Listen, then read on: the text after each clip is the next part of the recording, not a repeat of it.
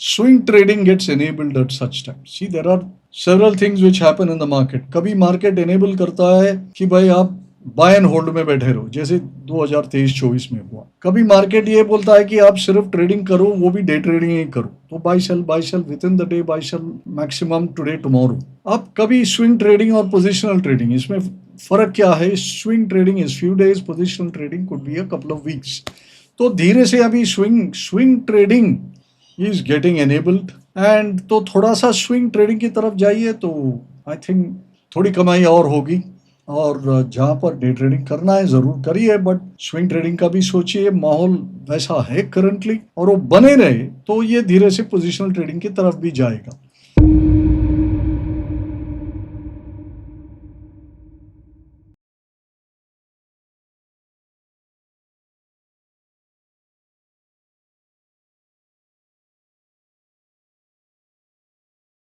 Hello there, Dr. C.K. Narayan coming back to you with episode number 17 of uh, Charts and Beyond. It's been a while since I did this episode.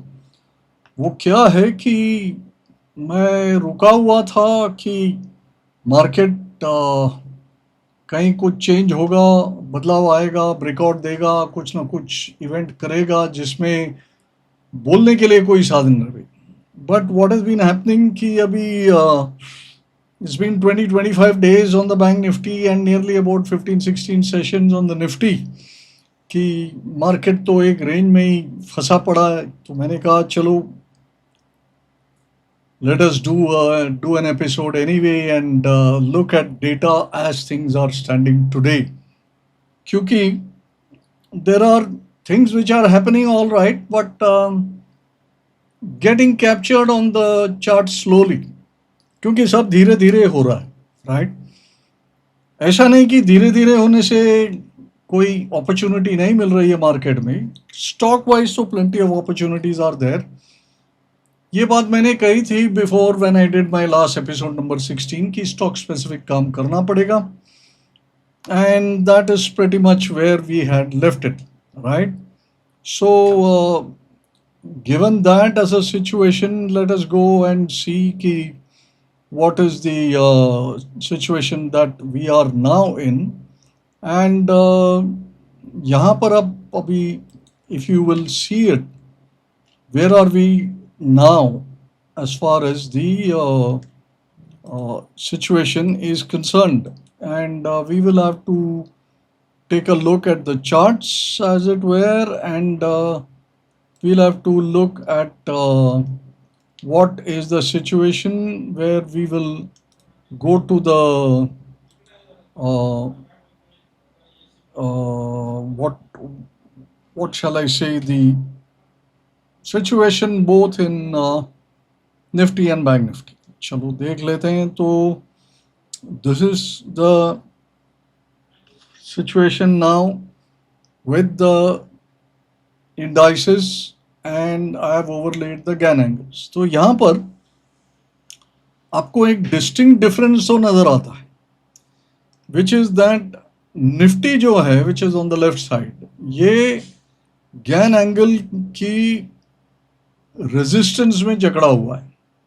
और जब chart देखेंगे आज की तो then you will find that the market is below this. Now come and contrast that with that of the Bank Nifty. Bank Nifty has clearly moved past resistance, gone and hit a resistance Gann angle coming from the bottom, which is also a situation, यहाँ भी ऐसे ही हुआ है, and then chosen to go sideways, and as on Friday it went up and said I am going to go up. तो ये हफ्ता जो शुरू हुआ है आज से, and today we are speaking in the mid session of 2nd of June. तो यहाँ पर बैंक निफ्टी में थोड़ी बहुत सिग्नल है कि that it will go up. So here is where the situation lies. Nifty not so good, Bank Nifty indicating that it wants to do good. तो क्या इसके बारे में हमने पहले जिक्र कर चुके थे, या हमारी जो सॉफ्टवेयर है न्यू ट्रेडर जिसके बहुत सारे लोग आप लोग उससे वाकिफ़ है और उसको यूज़ भी करते हैं। उस पे मैंने एक दिखाया था and in the column, so this is something which is coming out of new trader Ichimoku page. और इचिमोकू पेज में we can find out through the scores. तो मैंने यहाँ पर निफ्टी लगाया हुआ है, this is of the last week. और लास्ट वीक में हम देखें तो अभी आप यहाँ पर देखिए, this is of the last week, okay, and you have, sorry, little not in my control. If you see last week and the bull score of the Nifty, this was 77 and 21. Okay, now 21 is not a very good score. It says that weekly bull score is weak. और जिस जिस किसी ने भी ये नहीं देखा हो तो I will exhort them to go and take a look. It is an extremely useful way of looking at the markets. We get a very good idea कि भाई चार्ट्स में जो दिखता है वो क्या वाकई स्ट्रेंथ है उतना कि भाई जो मूव हम एक्सपेक्ट कर रहे हैं वो all that is going to flower. अब डेली में आप देखें तो 77 का स्कोर था, तो that is good. But now you see an interesting thing in the week just ended last. You find that 1 week, 1 day score is still at 21 and 77 because our whole week went and these scores didn't change at all. That is because the market continued to remain in a small range. और जब तक वो range में है और breakout नहीं देता तो big signals are not there for us to play the market. So देखिए, मार्केट में ऐसा है कि we should know what the market is enabling. So market can enable various things at various times and sometimes nothing at all.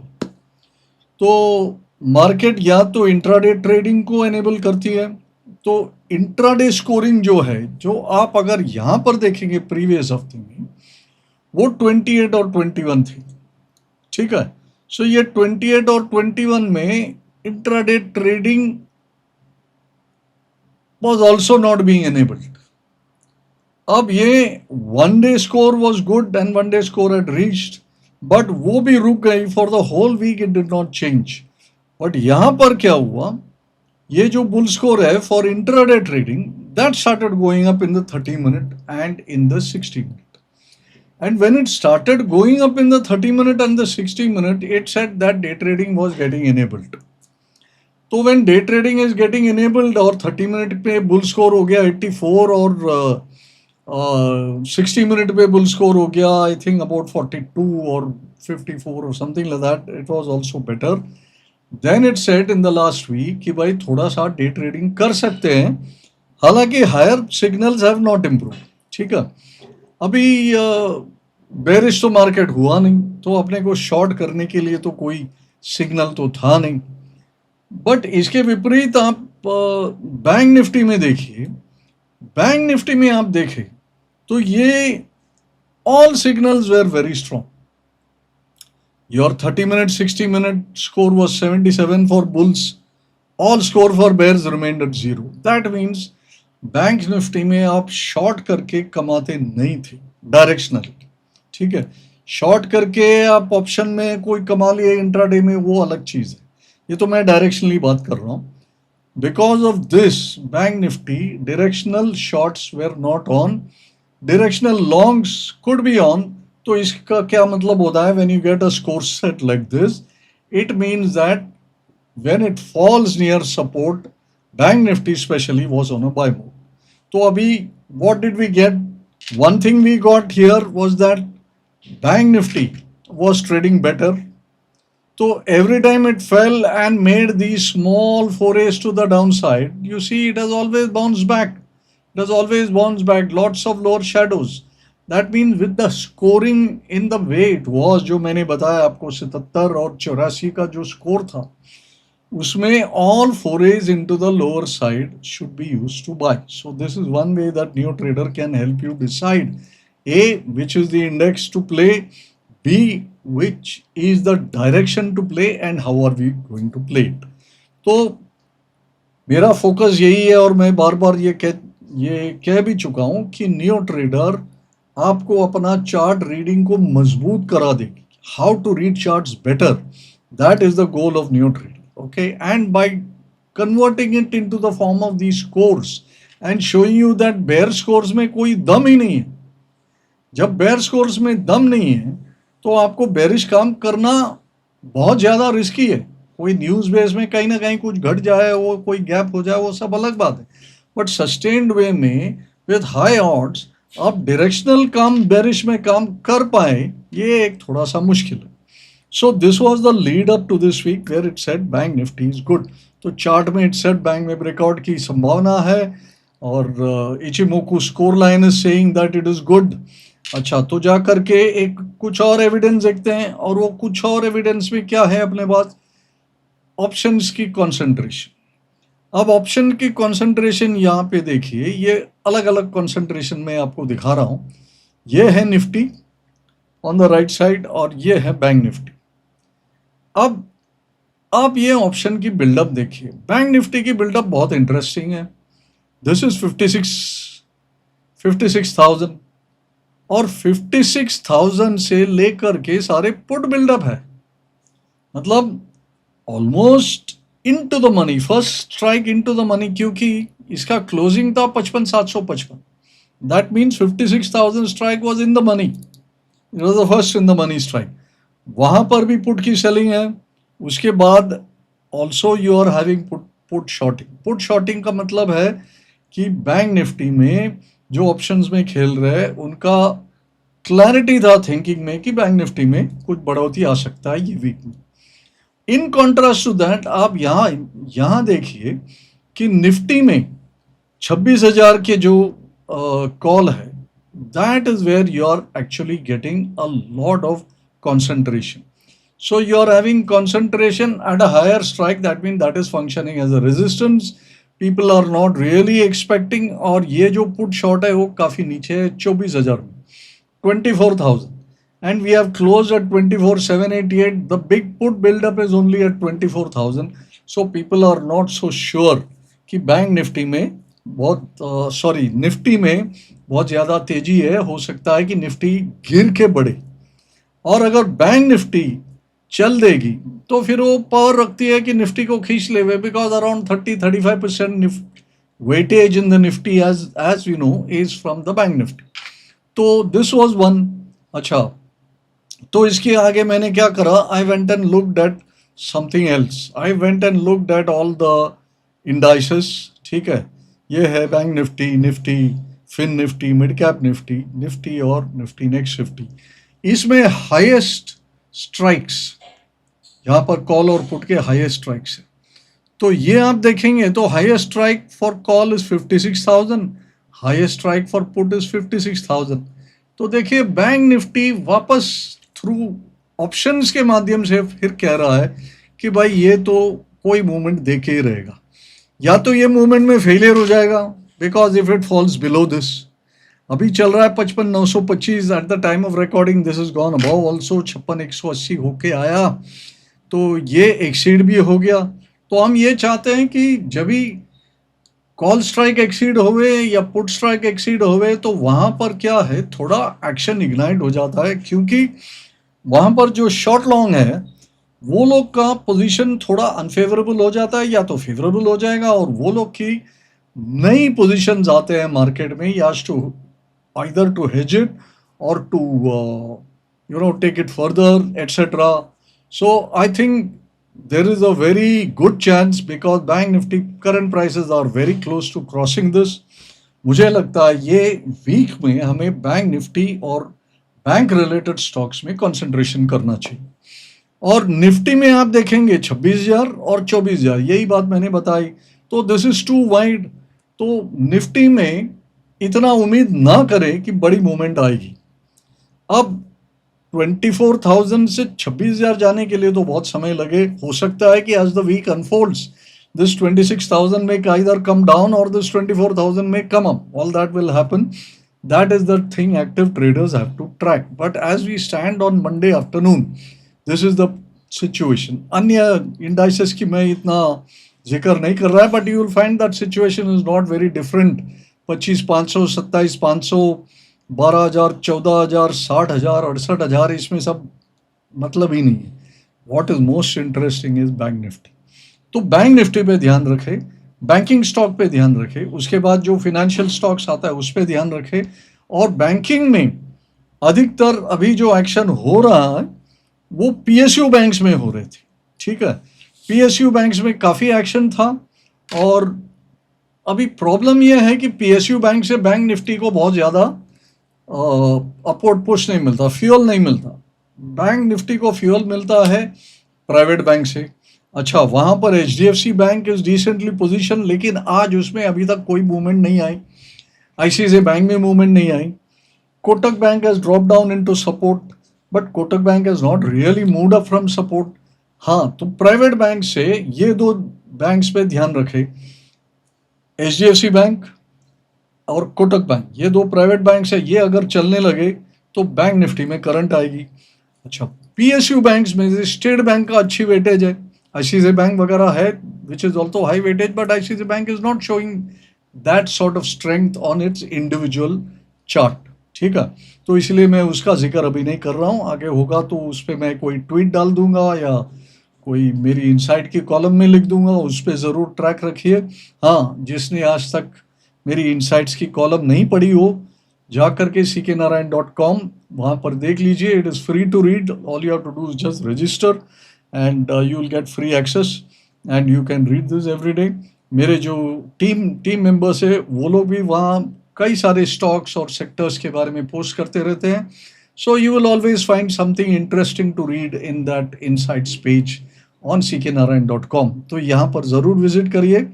That is something that you can keep abreast of the market. और insights में मैं अधिकतर everyday morning लिखने का कोशिश करता हूँ, और इस पे कोई अपडेट जो हो तो वो भी वहाँ पर आपको मिल जाए। ओके, कमिंग बैक हियर, अभी बैंक्स में हमें काम करना ही है, तो काम हम कैसे किए जाए? तो there are 2-3 ways that one could do it. एक है कि कोई बैंक्स की ईटीएफ ले लो, ठीक है। बहुत बहुत सारे बैंक ईटीएफ्स है। अच्छा, अगर आपको पीएसयू बैंक्स में काम करना अच्छा लगता है तो मेरे ख्याल में आई थिंक निप्पॉन का एक पीएसयू ईटीएफ भी है कॉल्ड पीएसयू 20। आप उसको देख लीजिए, the symbol and all that I don't remember, but it is there, that much I am sure. तो you can take a look at that. They will help you trade the whole bunch at one go. ETF से काम करेंगे, या आपको directly ETFs के वगैरह माध्यम से काम नहीं करना है, you want to trade directly in stocks, तो आप लीडर स्टॉक्स पे करिए। तो मैंने अभी आपको 2-3 लीडर स्टॉक के नाम बताए। प्राइवेट स्टॉक में जो बेस्ट पोजीशन आज के तारीख पे है वो है एचडीएफसी बैंक और कोटक बैंक। एक ब्रेकआउट के लेवल पे है और दूसरा सपोर्ट से बाउंस पे है। तो दोनों, both the things we have catered to, कि whatever the market chooses to do. And State Bank तो मैंने बताया आपको, वहाँ पर सबसे अधिक एक्शन है। Very very good traction, very good improvement in OI, price action, price pattern, सब कुछ अच्छा है। तो स्टेट बैंक भी देखिए। Punjab National Bank is the other one, तो that is the other one which has moved rather well today I think it is up by about 3%। So I think overall आप वो जो बैंक निफ्टी का मैंने बताया था आपको चार्ट, राइट, ये जो चार्ट बताया था बैंक निफ्टी के, ये आप देखेंगे तो this is looking like a triangle, ascending triangle वगैरह वगैरह। तो इसकी जो बेस अगर आप यहाँ बनाए, that base is about 2500 and typically when you have a successful breakout from a pattern like this, that base will be replicated। तो इसका ये मतलब है कि बैंक अगर ये 56,000 के ऊपर सस्टेन कर जाए और ऊपर जाए तो करीबन 2,2500 पॉइंट का इजाफा होने की संभावना है। अगर 2,2500 पॉइंट का इजाफा होने की संभावना है तो हमें बैंक स्टॉक्स में ही बन के रहना या अधिकतर बैंक स्टॉक्स में खेलना ये वीक के लिए उचित रहेगा। इसका ये मतलब नहीं है कि अन्य स्टॉक नहीं चलेंगे, but why should we bother when we are having something very high probability in our hand? So have majority of your concentration there, that is what I'm saying। okay, where to look? तो यहाँ पर मैंने एक आधा stock भी डाला हुआ है। ये है एक चीप स्टॉक। लोग लो प्राइस स्टॉक पसंद करते हैं, तो मैंने वहां पर डाला, एक आईडीबीआई का चार्ट लगाया हुआ है, आईडीबीआई में न्यूज आया है, IDBI is for long time, for multiple time, see even when it was going up here, ये जो चल रहा था दो दो तीन चार साल पहले, that time also the talk was all about take over, कि IDBI bank would get taken over, but वो तो हुआ नहीं, तब कोटक का नाम चला, फिर कोई और का चला, सबका चला, और ये हुआ, and then it hit some 180-200 rupees, और वहां से पिट गया, पिट के ये 20 रुपया आ गया, because all that thing went out of the window. अब ये फिर आया है, and today there is a news item that somebody external, not Kotak, not any other Indian banking leader, but some external leader is taking over. हाल में आपने पढ़ा होगा CMBC, that is also taking over Yes Bank. So there is some change of heart, and foreign banks are being allowed to take over Indian banks. तो ये IDBI में ये एक आया है, IDBI में आप देखेंगे तो ये एक बेस बनाया है, तो ये एक बेस ब्रेकआउट हुआ यहां पर। तो जब बेस ब्रेकआउट होता है, जब स्टॉक एक बेस बनाता है after big decline, that itself is your first signal कि कोई चेंज होने की संभावना है, और बेस ब्रेकआउट होता है तो then another first of the signal comes. So first of the signal sorry is when it makes a base, second signal is when there is a base breakout. तो base breakout बना करके उसने क्या क्या क्या करा, there is a second base also which it has built. ये जो येलो ट्रायंगल मैंने बनाया है सेकंड वाला, ये जो बड़ी वाली है, तो it is now got into that base, और ये बेस से ब्रेकआउट आता है तो typically stocks tend to go to the next. ये मिड लेवल बेस है, तो ये mid level second stage base के आसपास जा करके, ये सेकंड स्टेज बेस होना चाहिए 100-110 के करीब। तो आप देखेंगे in the past also it has gone up the same way, there was a base से ब्रेकआउट हुआ, उसका रीटेस्ट हुआ, फिर गया ऊपर, फिर एक मिड लेवल बेस बनाया, उसके बाद फिर ब्रेकआउट हुआ, फिर ये हाई पे आप देखेंगे इधर एक रिजेक्शन बेस हुआ, मतलब हाई प्राइस रिजेक्शन, और this is the high price base. तो जाहिर है कि आगे चल के ये भी एक high price base will have an impact, but we will deal with that when we come to it. तो फिलहाल तो ये है कि price is trading here somewhere around between 90 to 100 rupees, और इसका इमीडिएट टारगेट आता है 100, 110, 115। तो मेरे ख्याल में 10-1% का मूव तो आएगा, बट ऐसे टाइप स्टॉक्स को हमें 10% के लिए नहीं खेलना चाहिए, we should be playing them for higher. All right, so this is one stock which is looking good from the base side. Another banking stock which is also not very well thought of, but which is making new highs.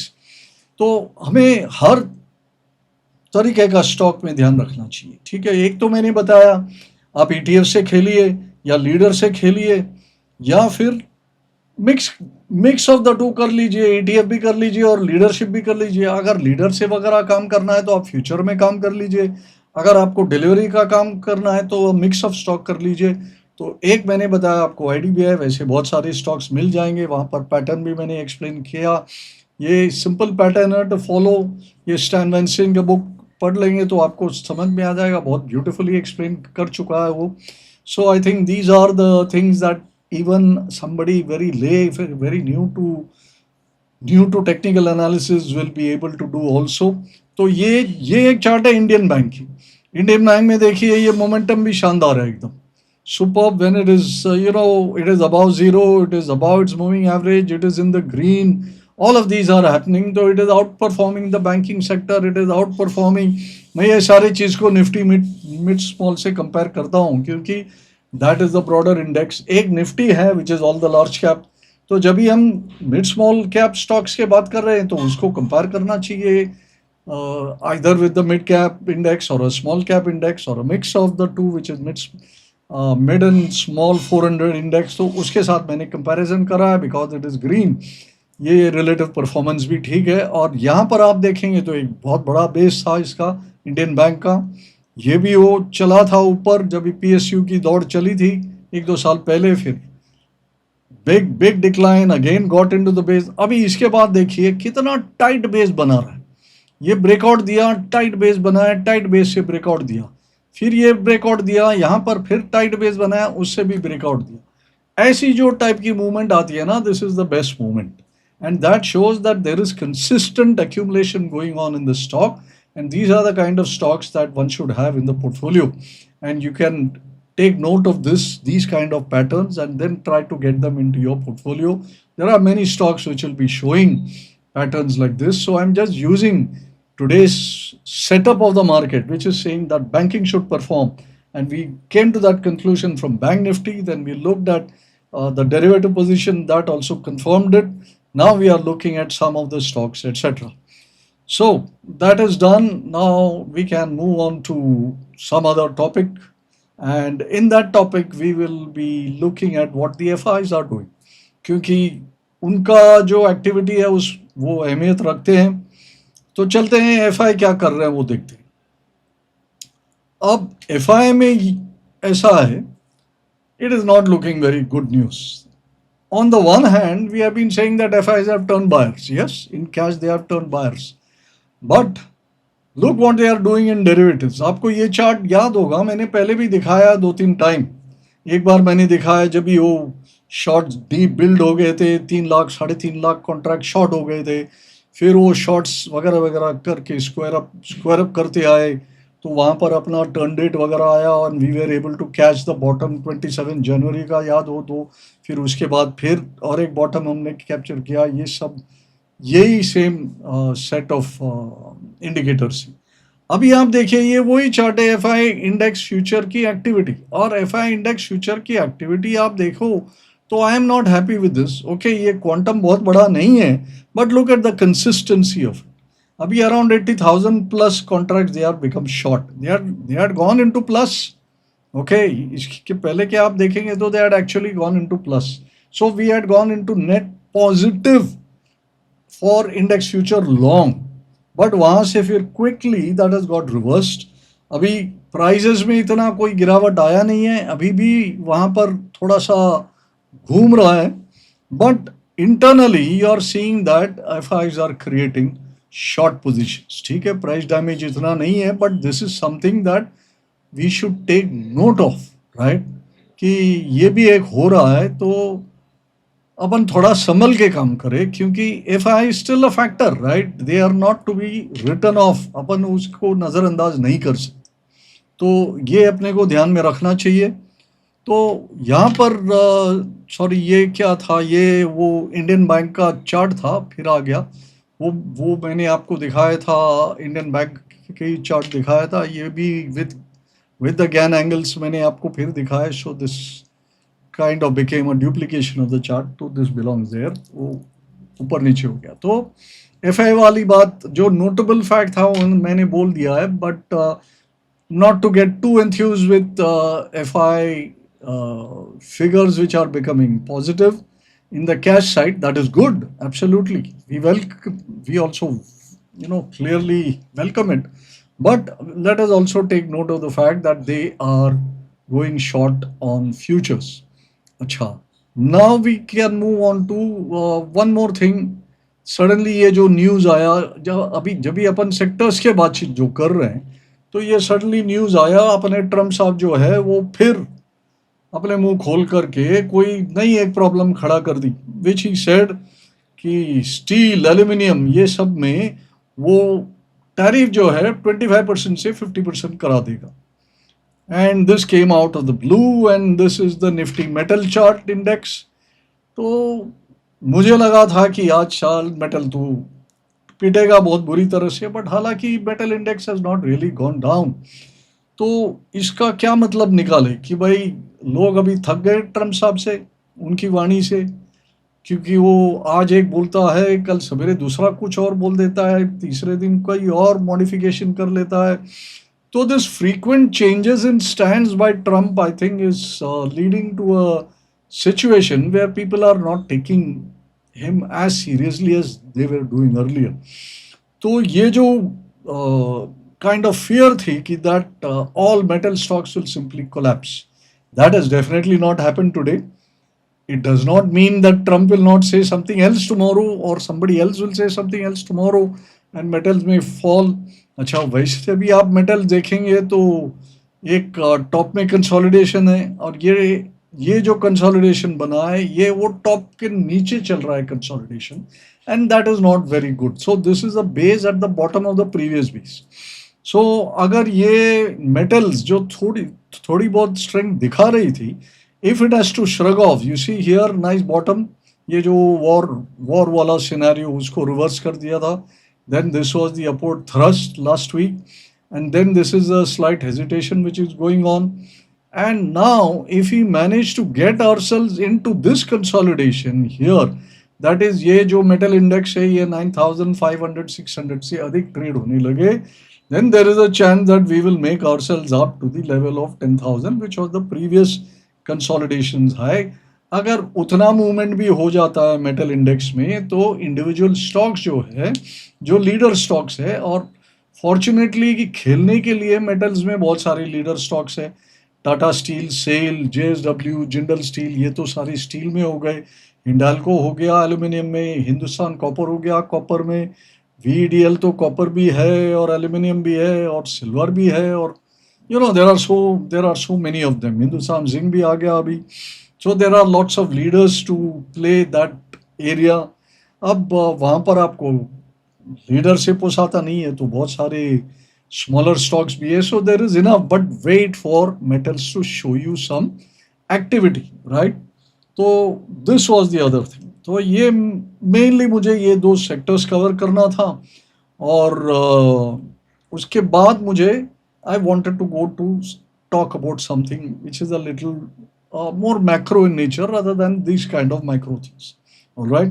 So let us go on to the next topic as it were. और वहाँ पर I want to talk about this recent news, GDP. ठीक है. तो बहुत ही बढ़िया समाचार लगा. जीडीपी ग्रोथ 6.4 से 7.4% हो गई, और ये 7.7% के ऊपर का जो है नंबर वो बहुत समय के बाद छपा है. तो this was definitely a reason for joy, and on this the market should have just jumped with joy, but it has not done that. Nifty तो आज भी अपन देख रहे हैं कि स्ट्रगल हो रहा है. और one of the reasons for Bank Nifty to go up perhaps is the fact, or not the fact yet, but ये जो expectation है कि फ्राइडे 6 तारीख को जो रिजर्व बैंक की मीट है, वो वहाँ पर कोई रेट कट आने की उम्मीद है. हो सकता है कि bank Nifty is doing because of that. But here why is the market not so enthused, और इसके बारे में एक 5 मिनट का अपन बातचीत एक बार कर लेते हैं. Why is it feeling that India number 4 GDP is not such a good thing? तो IMF ने बताया कि India's per capita income according to this metric is slightly more than a fifth of Japan. ठीक है. अभी overall terms में we have beaten Japan. Okay. But बाकी जो है, इधर आप देखेंगे share of top 1% in pre tax national income, मतलब जो लोग रुपया कमा रहे हैं, is that really getting reflected in this fourth place of global GDP? India में आप अगर देखेंगे share of top 10% is 57%, share of top 1% is 22%, right? Whereas in all the other countries it is lesser, right? अभी हमारा बात हो रही है कि जर्मनी को भी टॉप हम लोग कर देंगे 6 महीना 12 महीने में, और we will become the third largest. But ये जो इंडिया का पर कैपिटा इनकम है, it is set to be very less. जो जापान है, so Japan is set to be somewhere around $42,000 per capita income, whereas India is $2,400 only. अभी एक बात और है कि ये per capita is not a uniform distribution, so it is not to be seen as like to like number, right? So inequality जो मैं बता रहा हूँ, it is still there. तो मैंने कहा था ना, note how the share of the top 1% has gone up. अब आप यहाँ पे देखिए 1992 में क्या परसेंटेज था, ये है टॉप 1%, वो था 10, only 10% of the GDP was owned by 1%. वो कितना हो गया 2022 में? 22%. So there is a big share which is being grabbed by the top 1%। और टॉप 10% वाले क्या किए, वो थे 35% इन 1992, वो अब चल करके 57% हो गए। तो इसका क्या मतलब होता है, इसका ये मतलब हो रहा है कि the rich are really getting richer, right, and the poor are not getting elevated that much. Now this is a known fact, but why is this something that we should worry about, or not worry about, why we should take note of this? क्या है, why are we in the market? Upon market में आए हैं रुपया कमाने के लिए, और मार्केट एकमात्र ऐसी जगह है which can reward you enormously. तो आप सारी श्रद्धा के साथ मार्केट में काम करें, यहाँ पे जो सीख लेना है वो सीख लें, और जो सिस्टमेटिकली काम करना है वो करें, जो औजार आपको लेकर के काम करना है वो ले, उस पर पैसा खर्च करें, उस पर हाथ पीछा ना करें। टिप्स और ऐसे ही गट फील में काम करते रहेंगे तो the rich will continue to get richer. If you are not rich enough today, it is your fault, it is your responsibility to get richer. Look at this, 92 में खाली 10% लोग थे, आज 2022 में इतने हो गए 22%, और 35% वाले 57% हो गए। तो ये लोग तो कोई ठीक से काम हो रहा है ना इनका। तो मार्केट जब भी आपको इतना मौका दे रहा है to make money, why are you not taking it? तो मेरा आपसे एक रिक्वेस्ट है, और it is an earnest appeal, that if you work with concentration, if you work the way that you need to work, get the education, get the tool set, get the concentration, get the psychology, bring in the discipline, ये सारे काम आप करेंगे तो फर्ज करो आज आप 10% में हैं, तो ज़रूर ये सब लेकर के आप काम करेंगे, कल आप ये 57% में हो जाएंगे। And this is what we are all here with the dream of. So let us do this. My main idea of showing this is to bring home that point कि market is a single place where you can get all this and also in a very short period of time. ये 1992 से 2022 का 30 years का journey का नहीं बात कर रहा हूँ मैं, बट मार्केट में बहुत जल्द हो सकता है, राइट? तो 2021 से लेके 24 तक तो बहुत सारे इधर करोड़पति और 100 करोड़पति लोग बन गए। आप भी जानते हैं, मैं भी जानते हूँ, आपके इर्द गिर्द भी लोग होंगे। सो आप और मैं क्यों नहीं हो सकता? We should be going towards this and that should be our focus, right? So अभी चलिए, ये तो हो गई बात। अभी अमेरिका से सारे बम फूटते रहते हैं, तो अमेरिका में जा करके देखते हैं क्या हो रहा है। सो वहाँ चले तो वहाँ पर कोई एक छोटा सा डिस्टर्बिंग डेटा आया हुआ है। ये है अमेरिका का, अभी वहाँ पर एक कंसिडरेशन आ गया कि ये एक क्रेडिट रिस्क हो गया। वो क्यों हुआ? क्योंकि मूडीज या I think one of the rating agency ने अमेरिकन बॉन्ड्स को एक नॉच डिग्रेड कर दिया। ठीक है, तो डिग्रेड कर दिया तो अभी अमेरिकन को लगता है अधिकतर कि भाई कहीं अमेरिका साला डिफॉल्ट नहीं कर जाए, बिकॉज 35-36 ट्रिलियन डॉलर की उनकी जो डेट है और उसका जो इंटरेस्ट जो हर साल ऐड होते रहता है, that is over, that's very very large. I think it's something like वो almost $10 billion or some such very very large figure. Every year it is getting added, and they are unable to service it because वो ही match नहीं हो रहा है, because their other things are not getting matched to whatever is even the interest outgo. Now that is when you get into a situation where some default will become possible. That is what is the definition. A credit default swap, which is the chart on the left side, is a derivative product which serves as a form of insurance against the default of an underlying borrower or debt instrument. कौन है underlying borrower? वो है US government. अच्छा, ये आप और मुझ जैसा छोटा मोटा बोरोवर नहीं है, ये पूरा एक सॉवरिन है। इधर बहुत सारे दूसरे चीज़ होने पड़ेंगे। तो ऐसा नहीं कि मैं बोरो किया और मैं इंटरेस्ट भर नहीं पा रहा हूँ तो मेरा डिफ़ॉल्ट रिस्क हो जाएगा बहुत बड़ा। तो it is not like that. It is there, but then what I'm saying is all is not very smooth. इतना हंकी डोरी नहीं है अमेरिका में, तो उस बात का ध्यान रखे।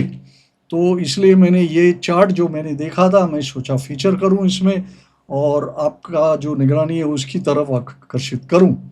तो दिस इज वन। तो ये कहाँ इफेक्ट पड़ेगा? ये यूएस 10 ईयर बॉन्ड यील्ड में इफेक्ट पड़ेगा। अब यूएस 10 ईयर बॉन्ड डील का बारे में मैं हर एपिसोड में जिक्र करते रहता हूँ, क्योंकि it is an important element that we should be taking और पेइंग अटेंशन टू। ये market is no longer that insulated market. अभी अपन थोड़े ग्लोबली एक्सपोज हो गए, क्योंकि अब ऐसे ही फोर्थ नहीं बन गए ना इन जीडीपी टर्म्स। तो वो लोग सब जो कर रहे हैं अपने में कुछ ना कुछ तो इम्पैक्ट तो पड़ेगा ही। तो अपने को थोड़ा थोड़ा इस चीज़ का भी लिहाज रखना पड़ेगा। तो आप देखिए 10 ईयर चार्ट मैंने लगाया हुआ है, उस पर भी मैंने ज्ञान एंगल्स ड्रॉ वगैरह किए हैं। As far as things are looking, अब तक तो 10 ईयर चार्ट में बहुत ज़्यादा डिस्टर्बेंस नहीं है। It is not looking like it is going to run away और it is going to collapse. तो ये थोड़ा टाइम पास करते चले इधर, तो अमेरिका भी थोड़ा शांत हो जाएगा। Everything will quieten down over there, and that will again then impact another thing which I keep talking about every episode, which is the dollar index. अब डॉलर इंडेक्स में ये DXY की चार्ट है। DXY की chart में भी ज्ञान angles लगा हुआ है। काफ़ी ज़ोर से डॉलर की वीकनेस आई फ्रॉम रिसेंट। ये जो डॉलर इंडेक्स 110 111 के आसपास चले गया था, तभी it was looking very bullish, क्योंकि वो ब्रेकआउट की तरफ चले गया था। अभी ब्रेकआउट तो फेल हो गया, और उसके बाद जो गिरावट आई, आपको हमेशा याद रखना चाहिए, failed bullish signals are more bearish than bearish signals. ये कहावत है टेक्निकल एनालिसिस में। तो यहाँ पर एक फेल्ड बुलिश सिग्नल हो गई in the case of the DXY, तो वो एक डबल बेरिश हो गई। तो काफ़ी तेज़ी के साथ नीचे गिरावट आई। जो 100 के आसपास, 101 के आसपास जो इसकी सपोर्ट लेवल थी, वो तोड़ने की थ्रेटन हो रही है। It has been trying to rally back up from there, but still it is dipping. Even as we speak the 100 level is seeming like a struggle. अगर डॉलर और वीक हो जाता है, तो it will have ramifications all over the world. It will have ramifications on commodities. It will have ramification on interest rates across the globe. It will have ramifications on trade everywhere. तो I think a whole lot of tumult. तो ये जो 10 year yield और ये dollar, इस पे ज़रूर नज़र रखिए। Yield is not looking, but आज मैं पढ़ रहा था जेमी डीमन, जो अपने क्या है, he is the head of that large bank. So he's saying that the bond market is expected to crack, and then there are threats that other nations which are holding large uh, chunks of US Treasury bonds, they may come to sell this and that. So many things are going on. So it's going to be an area of tumult. तो ध्यान रहे, उसके बारे में सतर्क रहे। So these are the two things. अच्छा, तीसरा आइटम क्या है जो अपना मैक्रोज में जो इफेक्ट करता है, वो है क्वार्टरली रिजल्ट्स। तो अभी मोटा मोटा क्वार्टरली रिजल्ट ख़त्म होने को आ गए। The month of May is completed. तो मैंने एक ऐसे ओवरऑल समरी निकाला है वेबसाइट से, ये trendline.com से है। तो it says from 1 April to till today, there are 1947 positive profit growth, 1796 negative profit growth. तो not too much to read of this. मतलब this is slightly positive. Okay, now it all depends upon what was your expectation. आप बहुत अच्छा expect कर रहे थे, तो this is not very good. आप बहुत खराब एक्सपेक्ट कर रहे थे, तो this is much better than expected. If you think that the market is going to fly on these results, no, it is going to be very selective.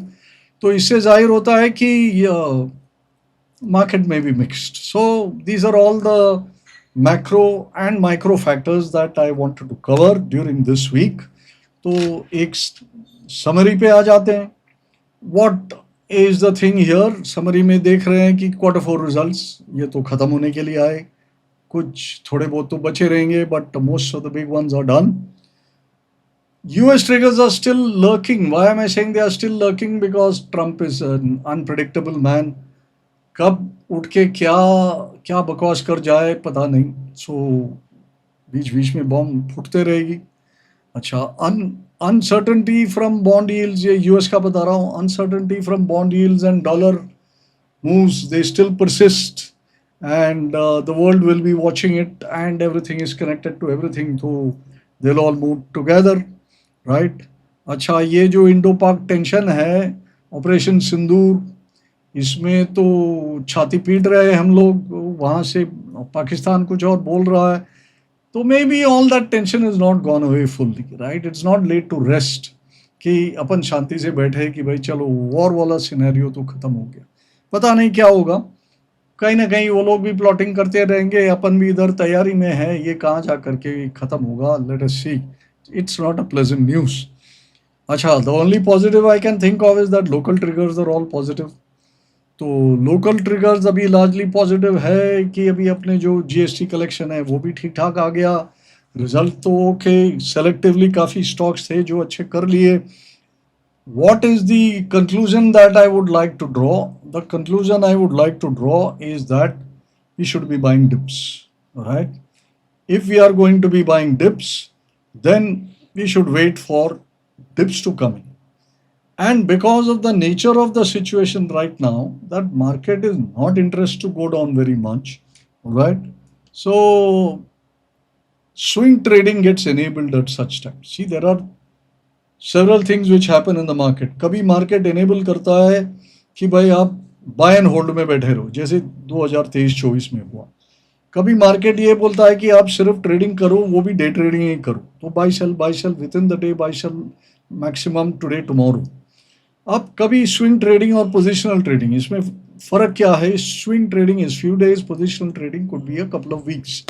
तो धीरे से अभी swing trading is getting enabled, and तो थोड़ा सा swing trading की तरफ जाइए तो आई थिंक थोड़ी कमाई और होगी, और जहाँ पर डे ट्रेडिंग करना है ज़रूर करिए, बट स्विंग ट्रेडिंग का भी सोचिए, माहौल वैसा है करंटली, और वो बने रहे तो ये धीरे से पोजिशनल ट्रेडिंग की तरफ भी जाएगा।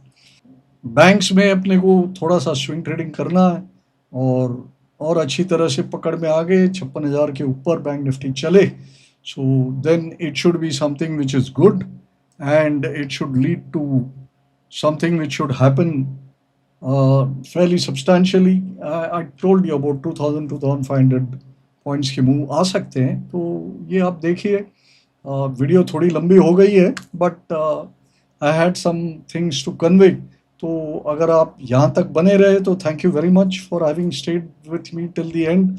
वीडियो अच्छी लगी तो एज एवर मेरी रिक्वेस्ट है कि इसको लाइक ज़रूर कर दीजिए, शेयर भी कर दीजिए, हमारे चैनल को सब्सक्राइब करिए, और कोई कमेंट्स हो तो ज़रूर कमेंट सेक्शन में लिखिए, कोई क्वेरी हो तो पूछ लीजिए, उसके जवाब देने की कोशिश ज़रूर करूँगा। With that, this is doctor Narayan signing off until we meet again in the next video. Au revoir and auf Wiedersehen.